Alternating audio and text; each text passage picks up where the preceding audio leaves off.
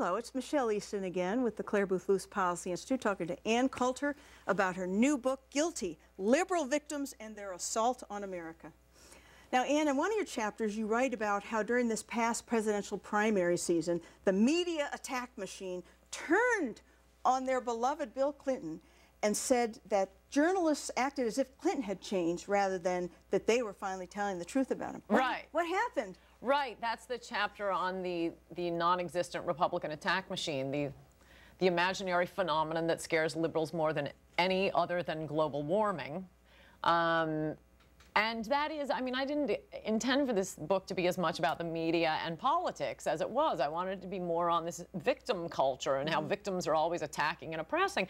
But as I was writing the book during the 30 Years' War Democratic primary, every time I'd walk through a room with the TV on, I'd hear some Democrat fretting about what are the Democrats going to do? Wait till what are the Republicans going to do, rather, excuse me. And the Republican attack machine, and wait till the Republican attack machine gets a hold of this.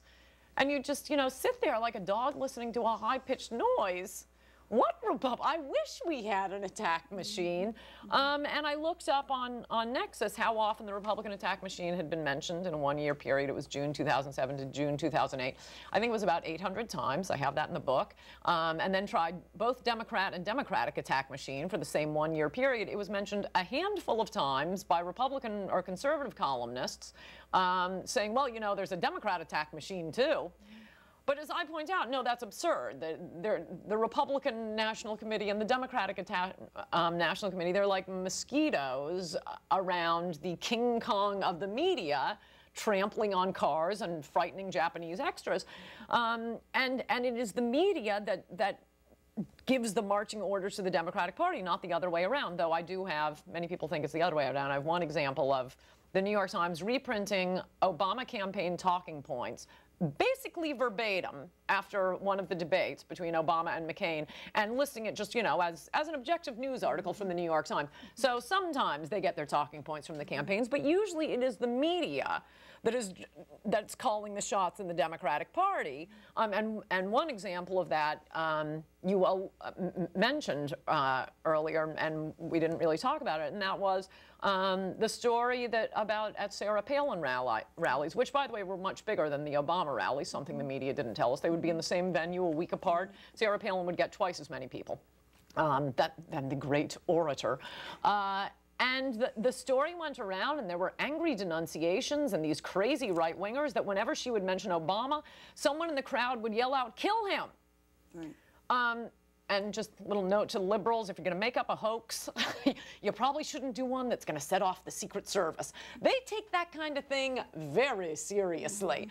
And so needless to say, there's Secret Service officers spread throughout the speech. They interview all of them. There are lots of people with tape recordings. The Secret Service spent at least a week, maybe 2 weeks, investigating this claim that someone in the crowd was yelling out, "Kill him," and decided it was a hoax. Well, who made up that story? Did a Democrat? Did someone from the Obama campaign make up that story? No, it was the media. Who came up with the story of George Bush shirking his National Guard duty based on doctored documents and a crazy man who literally foamed at the mouth when he was being interviewed by the press? That was Dan Rather, Mary Mapes, and CBS News. And Mary Mapes, Dan Rather's producer on the fake National Guard story, called, that was back in 2004, called Joe Lockhart, who was working on John Kerry's campaign, to alert him, to tell him to talk to the nut who foams at the mouth when he talks to the media and then collapses in exhaustion. That was their source on that story. So it's the media that is spreading these stories, and even the Democrats are virtually blameless compared to the only attack machine that matters, the media attack machine. Right. And you wrote about how Joe the plumber's life became a hell when he asked a simple question about Barack Obama's economic policy. Right, and I think that's relevant now as the Democrats are telling us how fabulous it's going to be when the government has computerized records of all of our medical forms. Oh, and they'll be confidential, will they? Huh, because I think Joe the plumber's records were supposed to be confidential too, and yet those came out. And Linda Tripp's confidential records came out. And, oh, what was it? 800 Republican files were supposed to be confidential, the raw FBI data. Remember there was a a hue and cry when someone at the State Department had looked at the visa records of Obama, and then the story just faded when it turned out they had also accessed the records of McCain and various Republicans. It was just some nosy person at the State Department looking at the visa records. So, you know, don't tell me our medical records are going to be safe and secure after what was done with surprising frequency to Republicans or conservatives that are dangerous to the left. The only good news about getting all of our computer records on file in Washington is that we can finally find out whether or not Bill Clinton had syphilis. Because he would never release his medical records, you may recall. I do recall. Well, we've all been wondering about that. Get it all on file there. Now, another thing that you wrote about wonderfully was when Sarah Palin was at the convention, and she said, "What's the difference between a pit bull and a hockey mom?" And she pointed to her lips and said, "Lipstick." And then a few days after that, candidate Obama said, "You can put lipstick on a pig, but it's still a pig." But then they said, "Oh, this is just an expression we have in Illinois." This had nothing to do with Sarah Palin. And the media seemed to buy that. Yeah, we lost that argument. That's why, I mean, it was hashed out in my editor at one point wanted me to cut that because he said, "Oh, people, this has been hashed out." And I said, "Yeah, but we lost." Right. And I saw alleged conservatives saying, "Oh, yes, I'm sure he didn't mean that." Right. Well, you know that's how the audience took it. You can see them in the background talking and whispering, and you can read their lips laughing. Yes. That's clearly the way they took it, and I just think it's preposterous to say that that isn't what he meant. I mean, I give various examples. One unrelated to politics, well, in a way unrelated, it's from Dr. Strangelove. That movie was being made, but then it came out after Kennedy was shot in Dallas. Well, they had a very funny line with Slim Pickens. They're going through their, you know, their emergency supplies, and it's, you know, a candy bar, bubble gum, a condom, whatever it all is, and Slim Pickens says, "Fella could have a pretty good time in Dallas," or something to that effect. They changed it to Vegas. His lips, if you look closely, you can see he was still saying Dallas because of an antecedent event.